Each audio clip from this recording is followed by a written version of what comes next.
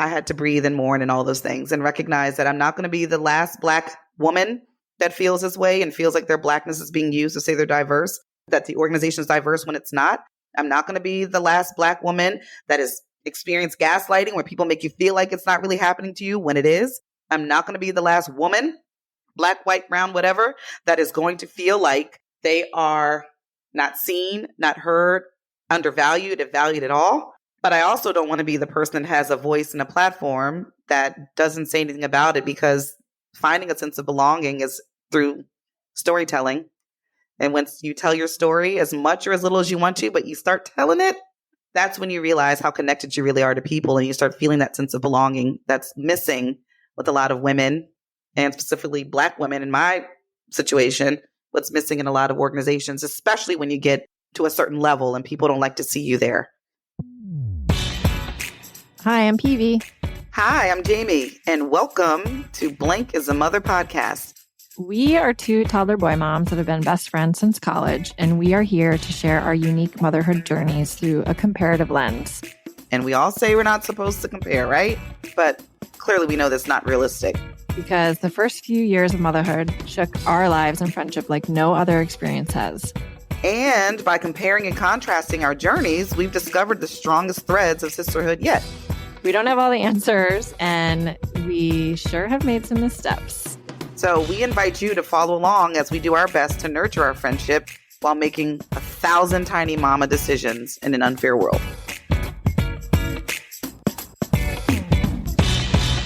Hi, I'm Peavy. Hey, y'all, I'm Jamie, and welcome to the Blank is a Mother podcast. Today, we're going to be talking about returning to work as a mother. Mm-hmm. It's a doozy, y'all. Buckle up. Let's go. I want to talk about our return to work because it was terrible for both of us in different ways.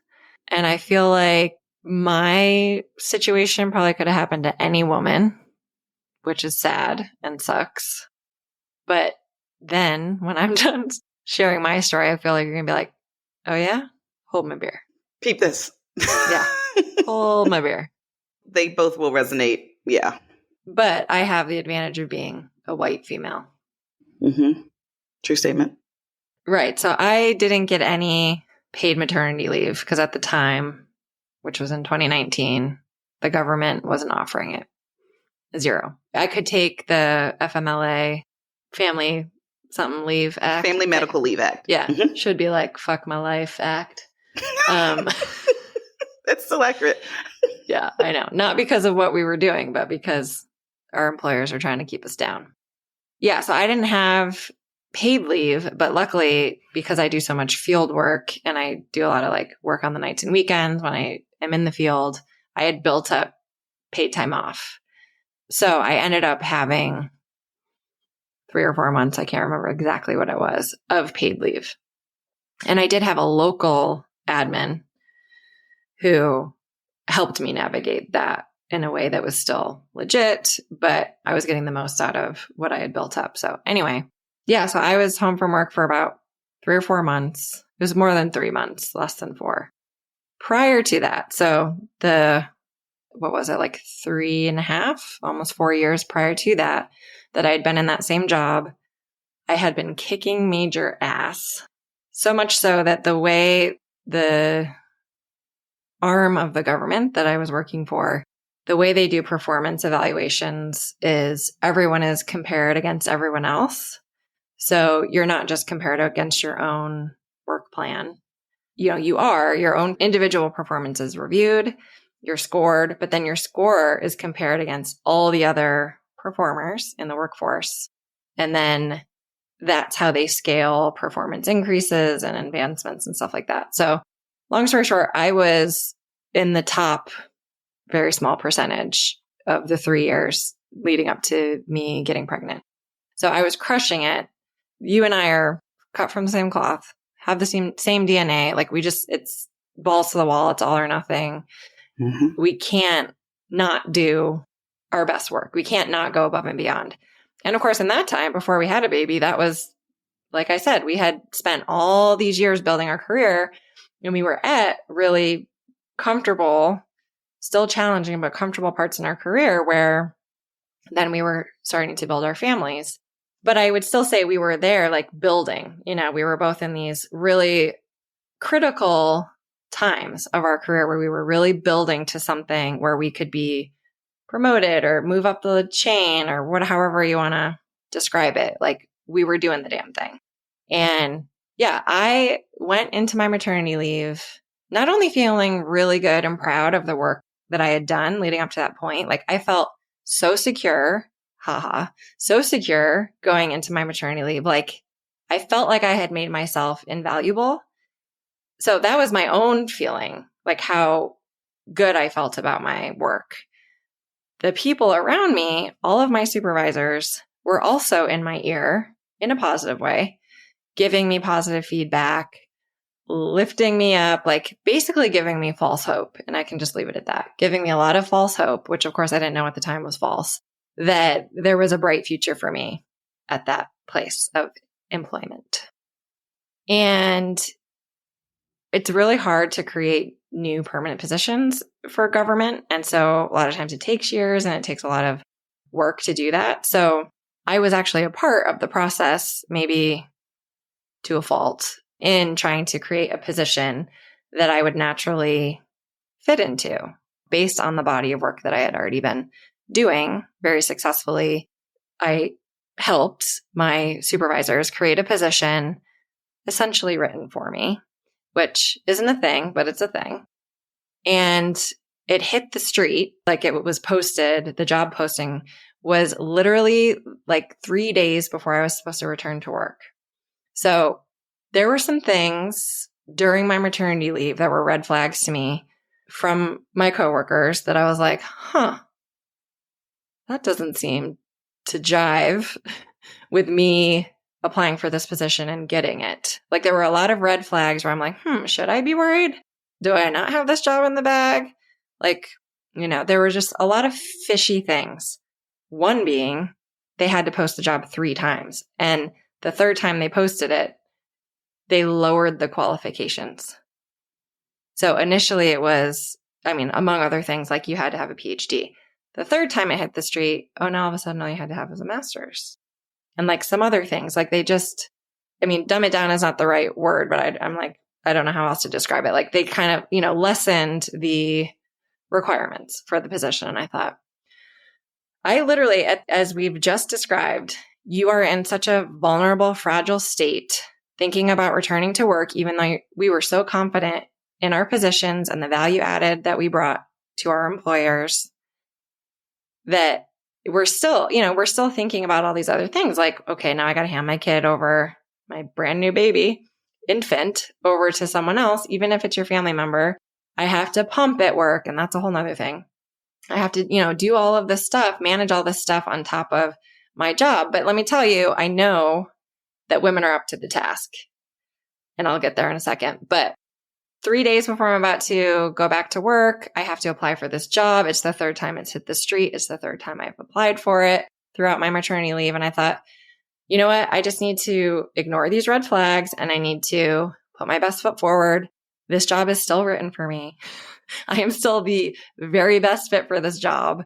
If I don't get this job, then that is a huge sign that I should not continue down this path. And I really had to convince myself of that because there was nothing else I could do.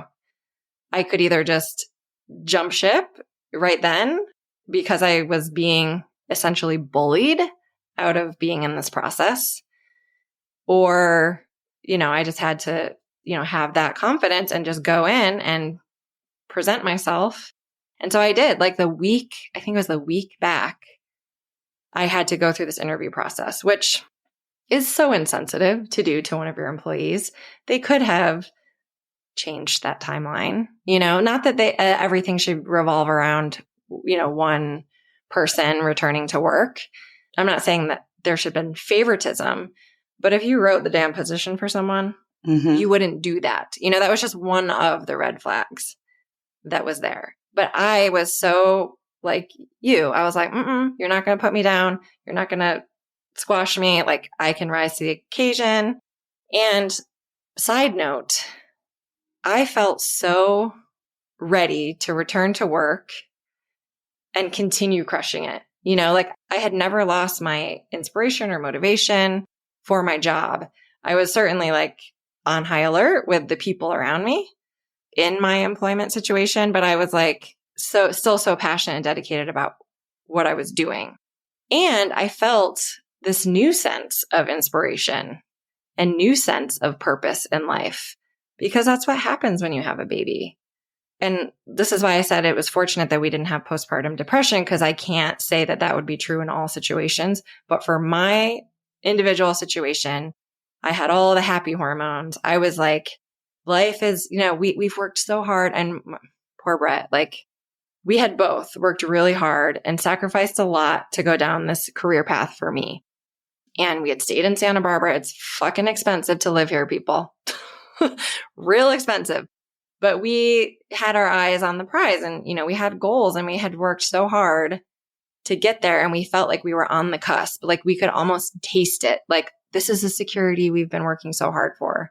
This is the stability we've been working so hard for. And long story short, I'm sure you know where I'm going. I didn't get the job. Not only did they not give it to me, but they gave it to someone who I super respect, and I think she's awesome. And now where I sit now, and I can look back, I'm really glad she has that job. She was the best hire for that position. It was the right decision in the end, because I'm not her, and they didn't want to hire me.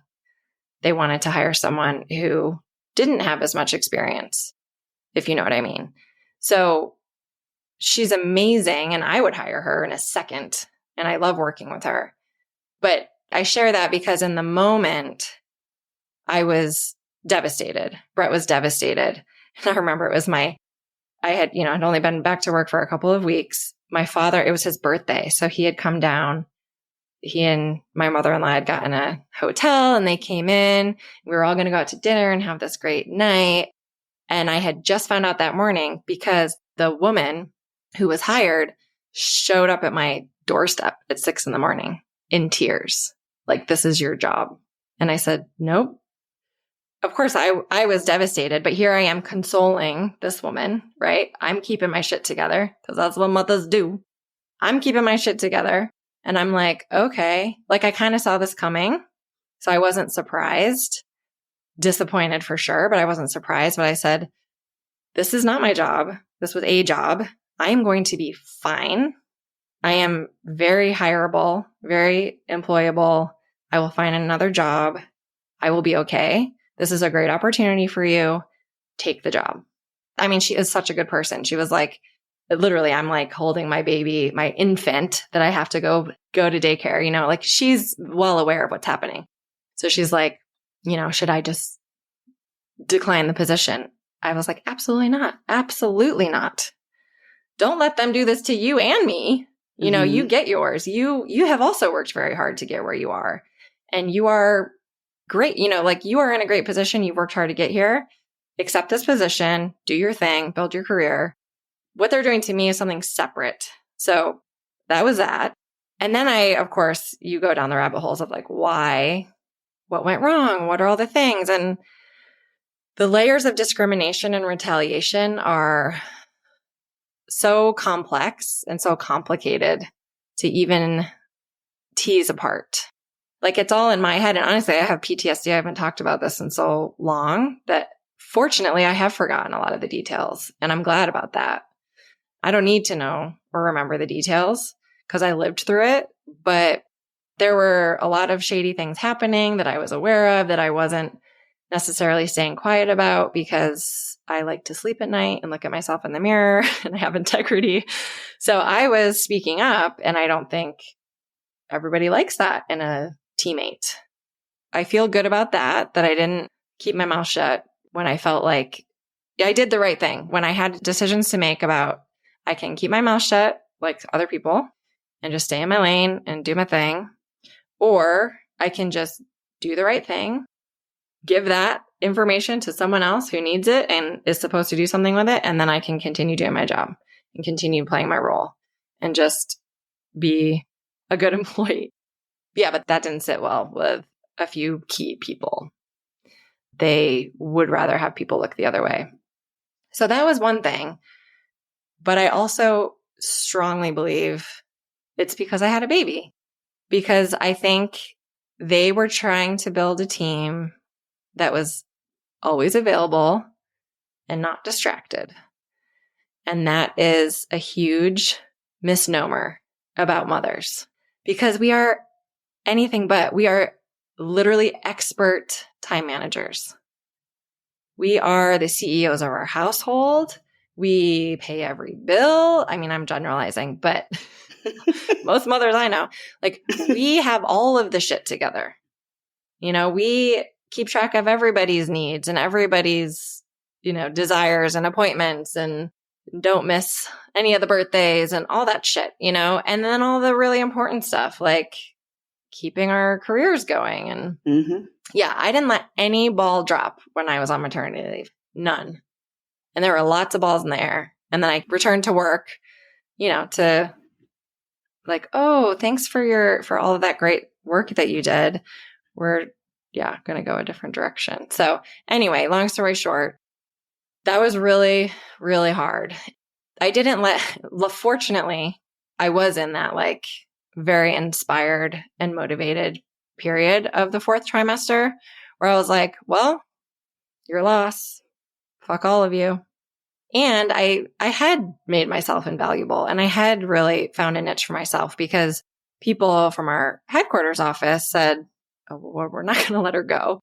We can't just let her walk away, even if, that's not the decision that some local decision makers want to make. We're going to make sure we can keep you in this role. And so that was sort of the silver lining, is that I realized I did have all of these people around me that maybe I was too focused on like my very inner work circle, that I didn't have, I had to take my blinders off a little bit when the rug got pulled out from under me. And I had to surrender and trust these people when they said, we're going to work on this. Don't give up on us. We're going to work on this. Don't give up on us. And so they did. They ended up creating a position, and I'm still working with them. And I feel like I took all of the good parts of all of my journey up to this point, and I've just focused on that, and I've really made a really good place for myself. I feel really happy and secure and valued and appreciated and all those things. And all that other shit that I had to deal with, I just left it behind. But this is when I started listening to podcasts like seriously, because I really felt like I needed a lot of support for how to be a working mom. And there is one, I could probably share several podcasts and episodes that I listened to, but there's this one podcast called Startup Pregnant, and Sarah Peck is the host of that one. And she had a guest on, Sarah Lacey, and she's the author of a book called Our Uterus is a Feature, Not a Bug. And you would love this podcast episode. I'm not going to say you're going to read the book, crib sheet. However, this episode was amazing. We'll link it in the show notes in case any other working moms want to listen to it. But she, goes through the history of how America got to this point of really pushing working mothers down. All of the, literally, she quotes, and I hope that this statistic is outdated, but 40% of American households think that moms should not work. They should stay home and raise their children. This book was published in 2017. So let's just say that statistic is before 2017, not that long ago. That's absurd to me. A lot of working moms I know are the breadwinners and the primary parent. And maybe that's just because we're in our early years still of parenting, and that won't be true always. But it was very difficult. I made it through. It basically, I point to that stress as being why we stopped breastfeeding, which is really, really sad to me. I don't think that, it didn't affect Everett's health or our bonding or anything like that. But I was so stressed out, and the whole pumping at work and not having even a place to pump. Literally, I had to go into any open office and shut the door. I'm like, okay. So, Tom, I'm going to be in your office for a few minutes. Don't come back. It's horrible. Times 4 times a day. Anyway, so I'm rambling now, but yeah, the whole thing really sucked. Got through it. I feel like I'm better for it. And I also feel like it was a huge missed opportunity for that particular employer. Although it worked out in the end, I feel like I'm in a much better place. And I truly am grateful that I did not get that job. And because, I don't want to be in a toxic work environment. I want to be in a good work culture. And that is really when I kind of double, triple down on what does that mean to me? I spent a lot of time just my own career soul searching. Like, what does it mean to have a healthy work culture that is supportive of everybody's needs, not just working moms, but everybody's going through something, as we all know. And just because someone is going through something doesn't mean they're going to be bad at their job. And in fact, it could make them better at their job. And I really, truly feel like having a baby has made me a better employee. So I'm going to hold your beer. So I need one. It's so interesting listening to you tell that story again, because I know it and I was living it with you. But listening to you tell it all, it's still mind-blowing to me. I think it speaks volumes of your strength and your resiliency. And I know that we don't always want to feel like we have to be strong and resilient. But I mean, those are features also that will help you get through situations like that. That's a lot. I hate that you went through that. I remember that was a very low time. I'm glad that you're you and that you were able to get to the other side of that. And you damn sure are better off in the role that you're in now. But that doesn't take away at all from that experience and what that emotionally and mentally did to you. So I want to create space to honor both. We can honor the fact that that was traumatic and that we don't often give ourselves time to mourn the loss of such a large part of our identities, because as career-focused women that we were for so long, you really do wrap yourselves a large part of your identity to your career. And so when you feel undervalued, devalued, disrespected, used, all of those emotions, it is traumatic. And I don't think we call it all the time. We don't always name it for what it is. It is workplace trauma for real that will then infiltrate every other part of your life. So I want to create space to honor those feelings. I'm glad that you were able to work through that. I know you said this is like PTSD because you haven't talked about it, but hopefully it's cathartic as well, because it's a reminder of where you were 3 years ago, 4 years ago, and to see where you are today. So thank you for sharing that, Peeve. It's hard to talk through that. Thanks, Jamie. I feel like you just lowered my adrenaline level. I was getting worked up even just reliving it and telling the story. And like, it's actually hard to find the words because I get like, it's just so raw and there, right there at the surface when you have to think of how it all unfolded and the details. And I'd rather not talk about it, but I think you're right. And that, this is part of the reason why we have this podcast, because this shit does need to be talked about. And it's sadly, even though you and I have different stories, this is not unique. This is not uncommon. This is more the norm than it should be in now 2023.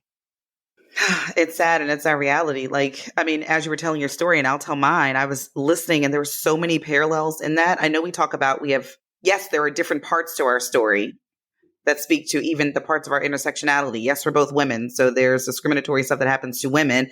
And then you add other parts of our identity like race and all of those other things, and it gives a different experience. But there were so many commonalities in what you shared. Like, some I've forgotten about.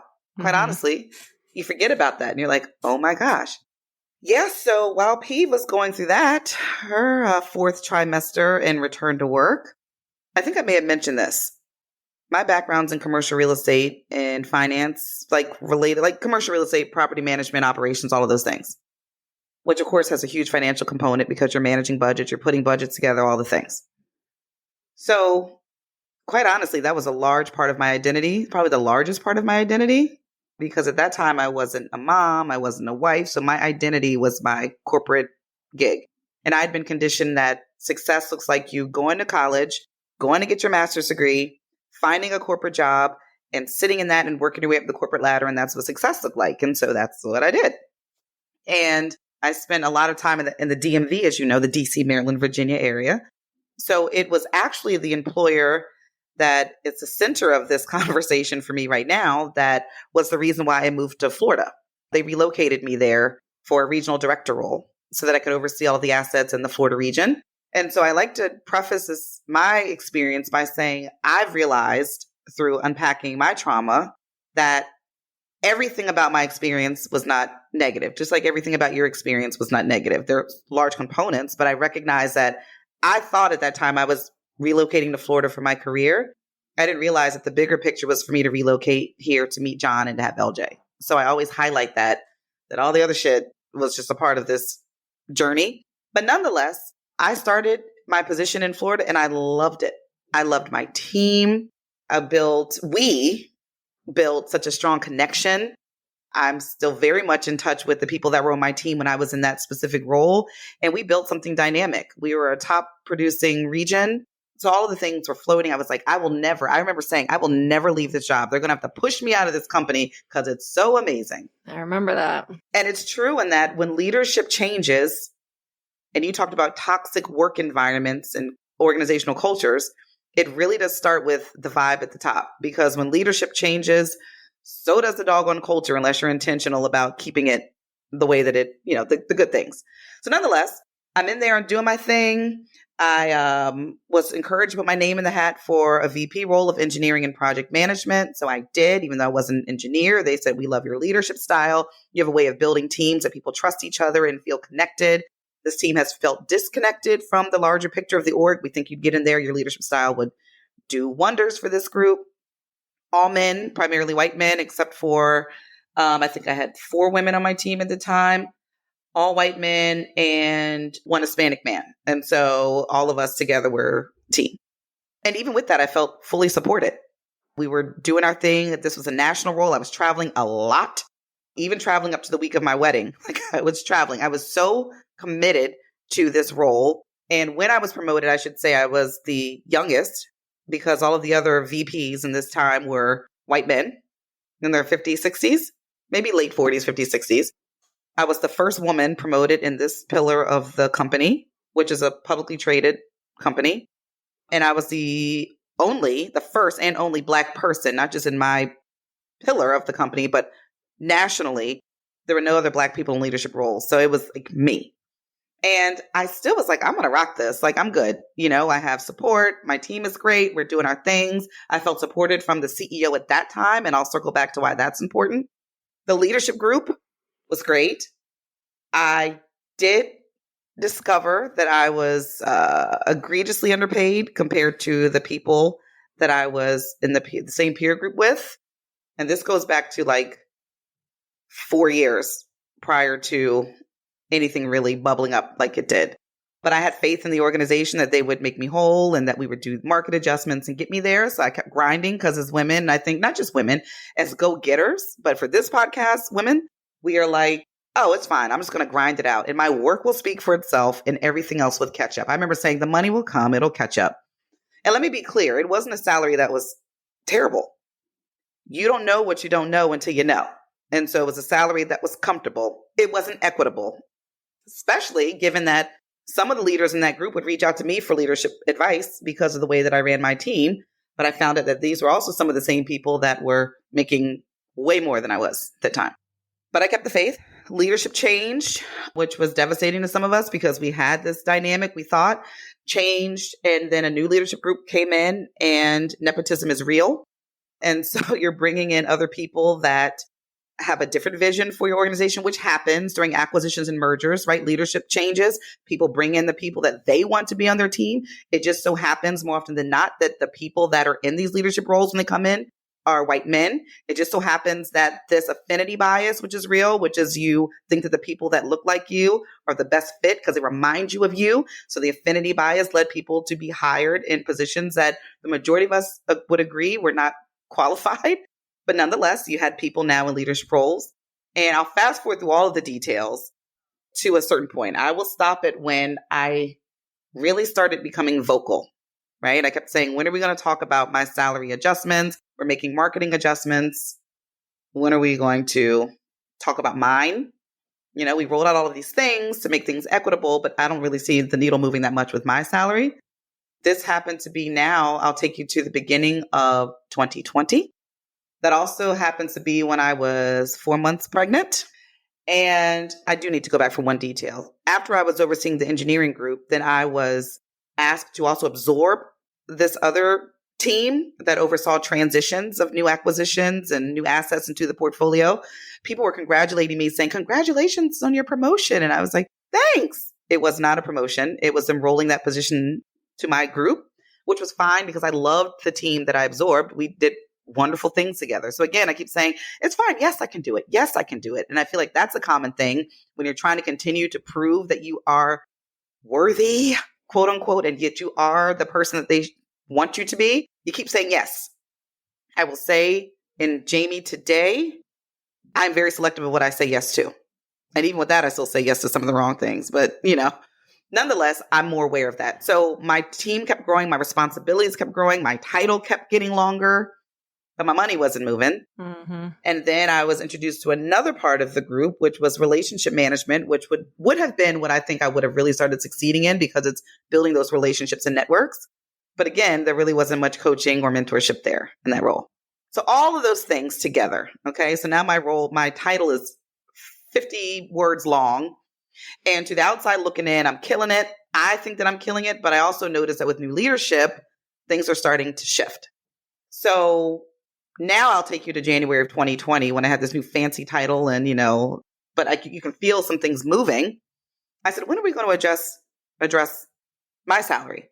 Because again, I got this adjustment, but compared to the corporate structure that I've been a part of rolling out before this particular leader got there, so I'm fully aware what that looks like and what that represents. I was told that we'll address that before you go out on maternity leave. We can do mid-year adjustments, and that's something that we can look at. I'm like, okay, again, it'll work out. It'll be fine. It'll come. I'm not going to push it. I'm more aware. I'm heightened in my awareness, but I'm going to give the benefit of the doubt yet again. 2 months later, the world shut down. COVID hit in March of 2020. At this point, I'm 5 months pregnant. And I thought, I'm not going to complain. And I use the word complaining with air quotes because I think oftentimes we think that we're complaining when in essence we're not. We're just speaking up for equitable pay and treatment. But I still saw it. My narrative still in my own brain was, I don't want to complain, right? People are losing their jobs. I was mindful of that. People were being put on furloughed. Furloughed. Yes, they're being furloughed. So I'm like, you know what?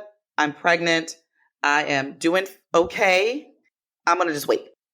I'm not going to say anything else about my mid-year adjustment. That's coming up in 3 months. I'm just going to wait and see what happens with COVID because I don't want to be ungrateful. And I wanted to create space and honor the people that were losing their jobs. That's real. People were dying. That's real. So I'm not going to push the issue with me. I'm thankful. I'm grateful. Fine. At middle to end of May, George Floyd was murdered. So the leadership group that I was a part of at that time, we would have these leadership meetings on Zoom. And the conversation very much with leaders who I do not think were qualified to be in those leadership roles. I'm talking about the people that were at a higher level, quote unquote, than myself and my peer group. Let me be specific. The people that were leading the team, I do not think were qualified to lead the team because I think there was a lack of emotional intelligence there. You mentioned earlier, Peve, that there was like this myopic focus when you're in a role. And I think that's what it was. There was this myopic focus on revenue, and they lost sight of people. And so when George Floyd was murdered, one of the conversations on this leadership Zoom call, and I kid you not, was, well, people are looting and rioting, and we need to make sure that our assets are safe because it's, a real estate firm. Our assets are safe and that we give a curfew to our team members or something like that that's going to be out so that everybody's safe. Wow. I remember sitting there, I was steaming, but I didn't say anything. I was just listening. And then I kept thinking about it. It's like that record that keeps playing in your head. And I'm like, let me get this straight.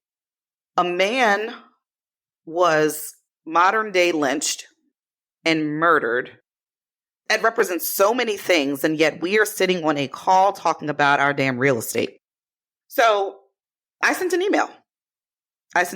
Saying, shame on us. What are we doing for our Black and brown employees to make sure that they're okay, that we're okay? There's a lot of trauma associated with this. Where's that conversation? And it was a long email, and I copied on the bottom, which was cute. I attached an article in case anybody was up for reading. I added an article that said, your Black employees are exhausted. And I'll be happy to drop that in the notes for today's episode. And I sent that along and was like, we should do better. So I was invited, of course, then a couple days later to speak on the national town hall. And the CEO at that time, I still respect him. I care about him. I think he's a great dude. I appreciate that he was like, okay, because that email got to him and he's like, let's do something. So I appreciate that. I will honor that. I appreciate that. And I did a town hall and spoke about that. And it was like, oh my gosh, from everybody, this was amazing. Yes, I agree. Yes. Got phone calls from people in different leadership groups. Oh my gosh, thank you for bringing this awareness. Let's keep having these conversations. PV, I know you remember this vividly as well, because there was a Facebook post by someone that I had been really close to at the time that highlighted the same language of ignorance and oblivion. I don't see color. Yeah, I don't see color. And all of that was happening as well. And I will tell you, this is why I rock with PV, y'all. I rock with her for a lot of reasons, but this was top tier rocking, if you will. Before I even had a chance to get my fingers ready to type a response on Facebook, knowing that I was pregnant, knowing that there's all this trauma, knowing that I'm trying to deal with what it's going to feel like and be like when I bring my Black child into this world, it was a lot. And PV jumped in full PV mode, full allyship mode, and shut that shit all the way down. Like, what you're not going to do is ask Jamie, who's about to give birth, to help you understand how to be a better white woman. Get it together. You figure it out. Read a book, listen to a podcast. Remember you saying that? So all of these things are happening, right? I go out, give birth to my little man. You know that story. But let me say something else where there's a commonality between what you said, Pete, and what I said. Before I went on a maternity leave, I teed everything up to make sure that nothing was dropped, no balls were dropped, everything was lined up, we're good to go. And let me also add that prior to COVID hitting, I had been named to this new executive management team, and we were invited to go to a board retreat, and you could bring your spouses. And it was at this swanky place in Tennessee. And even before George Floyd's murder, and I know I'm going back, but I wanted to highlight this, I was in a situation where ooh, I remember this.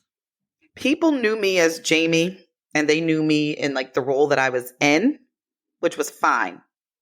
I don't think that most, and I will say they were predominantly white men, were ready to see me as Jamie, who was now going to be working with us at this newly created board supported committee. I'm thankful John was there. I'm thankful I was pregnant, because when I walked in, that was one of the iciest receptions that I've ever had in my career. I can distinctly remember the feeling that I had as like, people don't think I'm supposed to be here. They don't think that I deserve to be here. And in fact, I'm pretty sure people think that the CEO invited me because they needed a Black face. Token Black face. Right? I honestly don't think that was the CEO's reasoning. I think he recognized my value. I think he liked me as a person. He saw that I could bring dynamic energy and different ideas and perspectives. But this is why I think it's important that leaders recognize that you can have all of the great intentions and the greatest intentions in the world. But if you are not fully tuned in to what the mindsets are of the people on your team, what that is, they can kill somebody's confidence, joy, create an environment of exclusion, not inclusion. They can make that imposter syndrome come up that becomes more and more real when you're like, I'm already feeling like, okay, should I be here? And then you are so iced out in an environment where you're supposed to be supported. I'm thankful John was there, because without me saying anything, he was like, oh, this is pretty terrible. Like, it is. So I had to go back to that just to say that there were signs already that people didn't like the growth that the way I was growing. But then fast forward, I teed everything up, left for maternity leave, came back, and I would say I came back in October. So in about November, December, we started having conversations about compensation again, getting ready for the next year. And my boss at the time said, well, because of COVID, we have to be very tight with our increases because there's not a lot of money to go around. Some of our tenants aren't paying. We have to be focused on that. And I was even still peeved, like, okay, all right, I'm not going to be greedy. Fine. I understand. They turned around and promoted 52 people, I think a couple weeks later. And I'm like, so here I am trying to just be made whole for the salary that I've been talking about for 4 years. And you're telling me, no, we can't do this, this, and this. But yet then as a company, you turn around and promote 52 people. Oh, and ironically, I had been on the website because I was a part of this new executive committee. But then the CEO that I had a lot of respect for left for whatever reason. The new CEO that came in, who wasn't new to the company, he was rolled up into that role, said that he only wanted senior VPs and higher on the website. And so we had human resources call me to tell me that as a VP, they needed to take me off of the website. Oh my God, the optics. The optics. Just too thick. Too thick. And considering that was right after a town hall meeting for a women's group that had been created when I asked the question of what women should do to allocate for their salaries. So I don't think it's a coincidence that I had raised that question on a town hall and was being vocal about things that were happening. And then it just so happens, I think a week later-ish, I get the call that I'm getting pulled off the website. I'm like, oh, that's a cute coincidence. And so all of these things are happening, right? And then fast forward to my performance review, Peeve, that you talked about. And I said to my husband, I know what they're trying to do. I think they're trying to quietly push me out because they don't know what to do with me now. I was there. There's this article that I read about when one of your star performers goes from being a high performer to a pet peeve, something like that. And it was real because I was happy-go-lucky Jamie. I was leading teams, doing all of these things. But when I got to a certain level and other people decided that they didn't think that I belonged there and that my compensation aligned with where I should be, as someone told me, you're exactly where you should be for my compensation, which was cute. It felt like the proverbial pat on the head. Here, little black girl, take this salary and stop complaining about it. So all of those things. And I told my husband that if they mess with my performance review, we're going to have some real conversations. So my performance review time came around where I'd always been a star performer. And it just so happened that the review of my performance on the year where I went on maternity leave, the year that I spoke up about the George Floyd murder and the way that we should be handling our Black and brown employees, just so happens to be the same year that I had been asked to lead our African American Council and being part of our newly created diversity council. Just so happens to be the year I brought up again that my compensation did not align with my performance ratings. Oh my goodness. And then I get my performance review after all of that year, when I still didn't drop the ball when I was on maternity leave, that in certain key metrics, I was lower. It's a coincidence. And then asking for verification. Well, tell me how my ratings dropped in these two metrics that I've been so high in. Well, you can write some notes that you don't agree with and send them back. I certainly will. Oh, I will. I will. So, yeah. I don't know how much further down the road I can go with this story, but let's just say this. I had to make what I will say is the largest decision of my career to date, which is to call my former employer to the carpet. And I did just that. And that was also my springboard into launching my own firm. I talked a lot about organizational culture and how that you did too, Peeve, about the level of toxicity and what that represents. And when you have a token anybody, what that feels like when you were iced out because the CEO or a leader may have the best intentions and they know why you're there. But if the rest of the people on their leadership team feel like, oh, you're just there as a diversity hire or whatever those feelings are. Yeah. Oh, and then to be gaslighted. That was cute too. I got gaslighted a lot during my performance reviews. Like, that's really not what it feels like. That's not what it is. Mm-hmm. It's crazy and it happens. But let me just say this. I realized that I had to mourn the loss of that part of Jamie because it was such a large part of my identity, just like yours, Peeve. And I don't think I realized how traumatized I was really until I started working with one of my life coaches, Obenawa Mpanza. She's amazing. And she told me that you have to mourn that loss of you, because every time you are talking about your new business, your new consultancy that you're launching, and someone brings up that employer's name, you can see it in your face, you can hear it in your voice that you're angry. Rightfully so. You were disrespected, you were used, you were gaslit, all those things. But we want you to build your company on passion and not anger. You have to mourn that.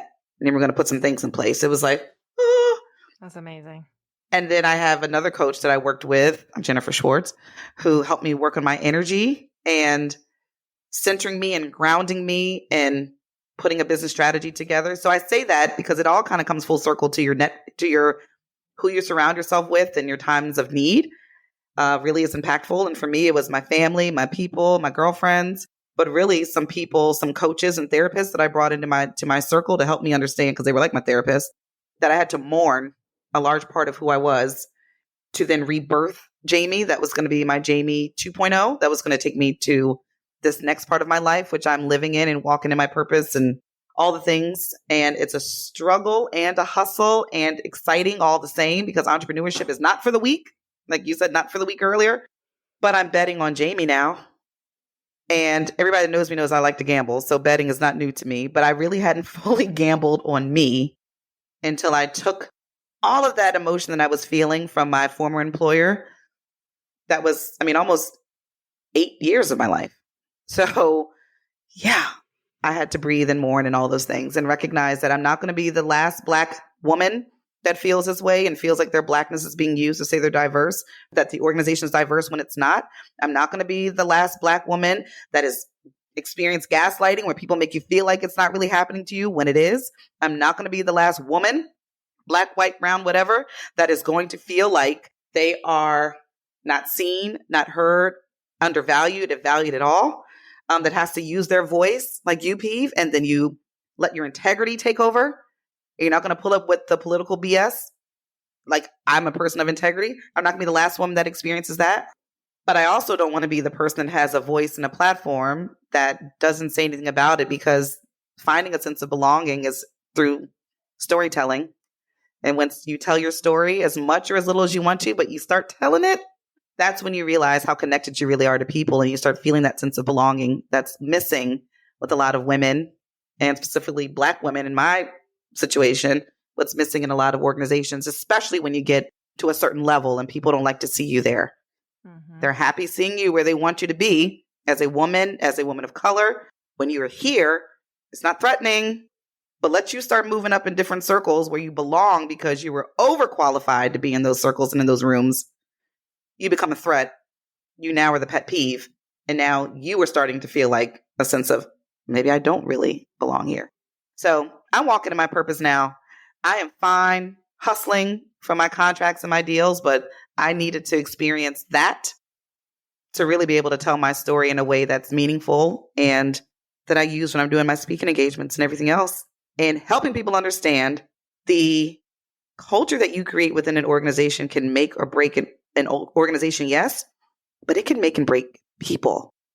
And if we don't focus on people, nobody's going to win when we lose sight of human capital, which is the biggest asset in any organization. So I'm thankful that you went through what you did. I'm thankful that I went through what I did. Thankful is probably a stretch. I am thankful for it, because then I wouldn't know what I'm supposed to be doing and what I'm not supposed to be doing had I not gone through that.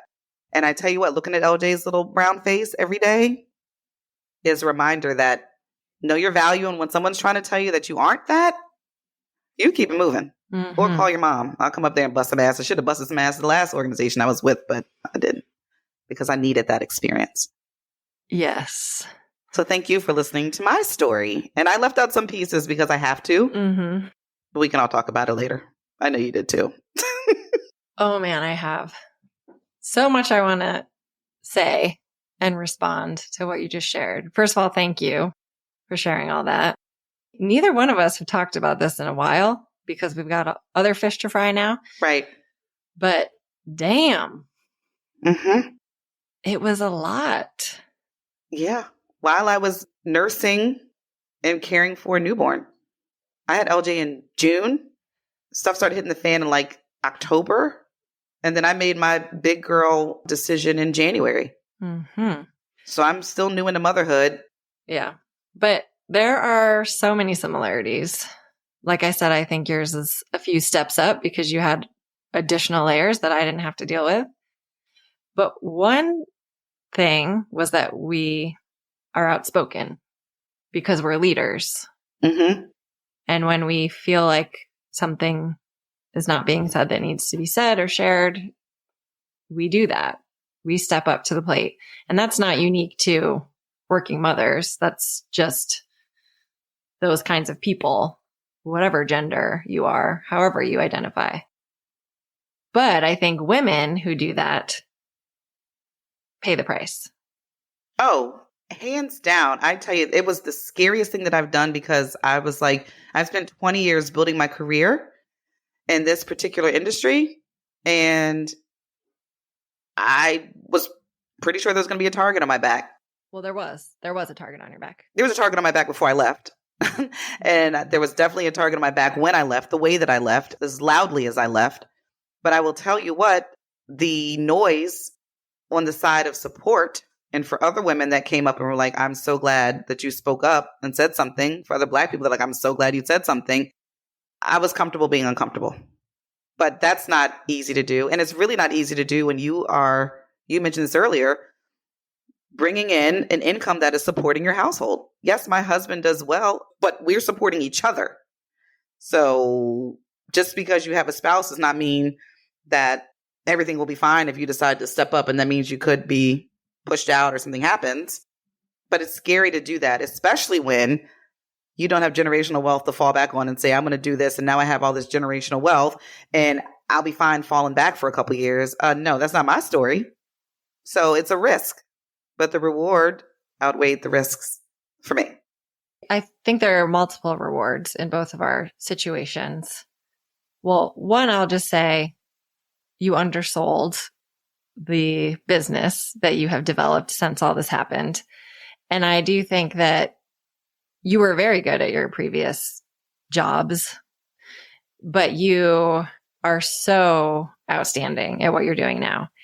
And I do think this is your true purpose. I am sad that you had to go through all of that, but you wouldn't be as good at what you're doing right now if you didn't. Thank you, Beef. You know, and I know that's a big part of what you share with your clients is your stories, because you have all of these stories, because you have so many experiences. And that's why it resonates with people and why it's so powerful. Thank you. But damn, I wish you didn't have to go through it all. Why did I have to go through all that? I know, but it has made you so good at it. And, you know, you said something in the latter part of your story about how you were birthed as a mother. And that is so true. You know, that there's a saying that when a child is born, so is a mother. And it is. And we talked about, you articulated it really well about how our careers and our jobs were our identity. And that was so true for me as well as you, because we worked so damn hard to get where we were. Mm-hmm. Becoming a mother was a transformative experience. Like, we really did evolve into something new, into new people. And I think it made us stronger and better at a lot of aspects of life. But it also reframed our identity and our priorities. And I think that is why both of us weren't broken by what happened to us. We were like, oh no. And I remember really saying this to myself. My job is not who I am. I am not my job. I am so much bigger. My life is so much bigger and more purposeful than just my job. And that was really empowering for me, because I could kind of say, well, if this doesn't work out, I am me because I am me. I am going to be successful in whatever I choose to do. My priorities have shifted, my career. I'm not going to sacrifice everything. And how many times did you just say, oh, I'll just keep working hard. It'll work out for me. You know, you're not going to keep taking that. You're going to, like you said, invest in yourself, gamble on yourself, and say, I'm going to do this for me, for my family, for my child, for our future. And it doesn't have to be this job that I was just undervalued in or discriminated in, like screw y'all. Absolutely. And I honestly, and I don't know how you feel, but I don't know that I would have been so strong and determined had I not been a new mother, because I was like, oh no, I'm going to come back better, stronger, working harder, performing even higher in this new role that I had. I think the timing was really critical. They thought that they were going to break us in our most vulnerable moment, but don't mess with mamas. No, Mama Bear was real. And I have to honor also John, because there was a lot of crying. There was a lot of, I couldn't drink my wine like I wanted to because I was still breastfeeding. So I was mindful of that. But he's like, I don't know why you've been patient this long. I've been supportive. I support whatever decision you make, but you've been more than patient. And so the mama bear coupled with John's support and saying, okay, whatever way you want to go, I'm rocking with you. Let's do it. Being able to have these conversations with you and Tiff and Jess and Kali and Chanel and Michelle, like all the people. Yeah, it gave me a new sense of, okay, we're doing this. I know my parents were just as nervous as I was because, again, their vision was, their understanding of success was, you get this corporate role, you don't rock the boat, you're making a good salary, you're good. Mm-hmm. And I'm thankful for them because through our conversations, they could see where I was coming from. They could see where I was coming from. But I think the easier way would have been to say, I'm just going to quit and find another job. And I think, honestly, that's where most people may have thought that I was going. But it was the support of all of you that was like, I'm not bowing down to these people. Mm-hmm. All this time that I put in, y'all can kiss what I twist in the old language. I'm about it now. I wasn't about it before. I'm about it now. Yeah, the support was huge. I mean, I'm not going to lie. Lots of tears, lots of stress, and a lot of disappointment. Not just me, but like you said, my whole family, like both sides of our family were like, say what now? What happened? That's not how the story ends. I'm like, it's not how the story ends. It's how this chapter ends, So you're right. It was, we all had to kind of get over the disappointment and then say, we're going to be okay. Yeah. We're going to be okay. We have each other. That's the important part. We have our integrity. We're going to be okay. And you brought up something. I'm so glad you shared about your life coaches and your energy coaches, because I know that's been really instrumental for you to grow into this new business owner role that you have. And I've had a different flavor of therapy that, thank you, childhood. I've been in a lot of therapy my whole life, but it was COVID, losing my job, starting a new role, going full remote, all the things where I doubled down on the therapy. So I was doing individual therapy, and then I found this amazing group therapy. It's a women's support group essentially in Santa Barbara. And it's a retired therapist who facilitates this group. And it's like all ages and stages of women, which is amazing because, everyone brings unique experiences, and I love it. And I'm so committed to doing that once a week. So therapy, yes. Absolutely. But I'm so glad that we got to finish our conversation about this. Me too. It was therapeutic. It was therapeutic. I felt my blood pressure go up a little bit. And it is hard for me to talk about it without getting angry, which, is informative. I probably need to work on it even more now that I've been on to different things in life that have been stressing me out. But I did want to finish by saying that in the moment, and you said this, like we both literally thought those were our dream jobs, and we wanted those jobs forever and ever. And we were going to be the best employees and do the best job that we could possibly do. And that was taken advantage of. But we are in such better places now. It's like however you want to believe the universe works and why things work out the way they do. I truly believe it's because of the people walking those journeys. That's what determines how it's going to come out. Mm-hmm. But we are in such better positions. You know, I'm in a much better work environment and, you know, have autonomy and flexibility and have way more of a niche and influence, a leadership role than I ever would in that pigeonhole that I so desperately wanted at the time. I would have been under so many thumbs and not have been able to have such an impact that I do now. And I don't know if this will be my forever job, but I'm grateful for how it all worked out, even though it sucked to go through it. And like I said, I feel the same so strongly about your path and where you are now. Thank you, Peeve. And I do too. And I really honestly do. Are there moments when I'm like, what the hell did I do?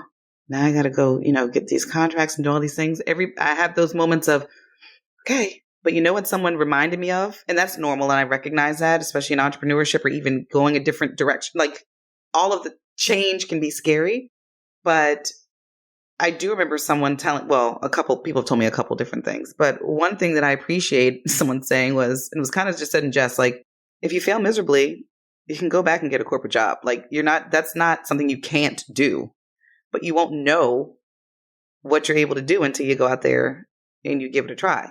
Like corporate job is not off the table. If you wanted that, you could go get that. That's not what you want. So keep doing what you're doing. It's going to be cyclical.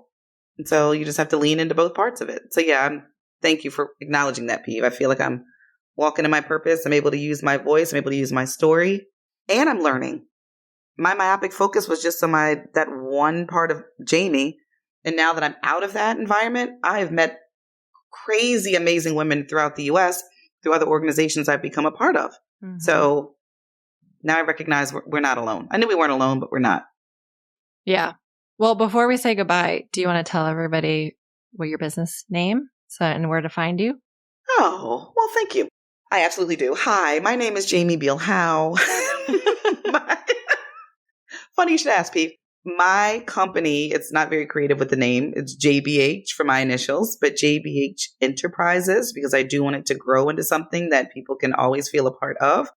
So JBH Enterprises, you can find me at www.jbh.enterprises, no .com on the end. I know people like to throw that there, but my company focuses on intercultural competence development. In other words, what is your capacity to shift your perspectives and adapt your behaviors to different cultural norms?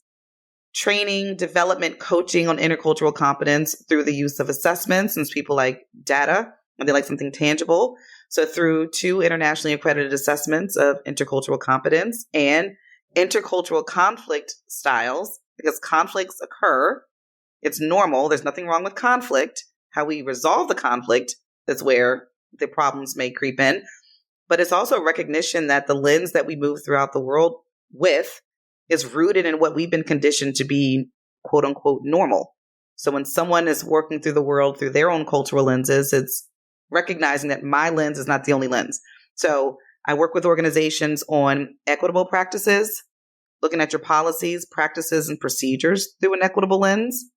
Does that employee handbook really reflect the employees that you have here today? Do those policies really reflect different cultural norms and needs? If it doesn't, let's look at that and revisit that. But a lot of coaching and development on equitable practices, inclusive leadership for your diverse talent, and how to build a culture that isn't toxic so that all of your people, everybody, can thrive. DEI is not divisive. It's to unify through experiences, and that includes all of us. Yes. And the way that my cultural lens may lead me to respond in a way that's different than how you would respond based on your cultural lens. Both are right. But how do we create space for both norms to be at play? And we can resolve conflicts without minimizing core aspects of who we are. It's a real thing. So I do trainings and workshops on that. In fact, I think we have an episode where we are going to talk about the cultures that we create within our new family units and how that's rooted in the ways that we've grown up and what we've internalized to be normal in our respective families? And how do you pick and choose what you're going to put together for the culture of your new family? Yeah, Brett and I are going to be guinea pigs. I can't wait. I cannot wait. We'll bring wine to that episode. Oh, yes. Yes. I appreciate you, Peeve. I love you. I love you too. Thank you all for listening. And I hope some of this resonated with you. Unfortunately, it probably does, but I hope y'all are on your way to the other side or already on the other side. If you're not, know it's there. You will get there. Absolutely. You can find us on Instagram at _is-a-mother-podcast. Please come find us. Hang out. Yes. Chat with us. Thank you for joining us. Yeah, we appreciate you being here. If you think that this episode or any other episodes will resonate with your people, please be sure to share our podcast information and to continue tuning in. Thank you for your support. And P, what is your favorite line? Call your best friend. Amen, sister. Love you. Thank you so much for listening and being part of our conversation and our inner circle. Follow us on Instagram, _is-a-mother-podcast. And we look forward to you and your best friends joining us next episode. Leave a rating on this podcast app. It really helps us get our conversations to more friends out there, more friendship circles, and more women and more mothers. And that's what we're here for, to broaden the conversation, to bring everybody into the circle. Thank you for listening. Thank you for joining us. We'll talk to you soon. Go call your best friend.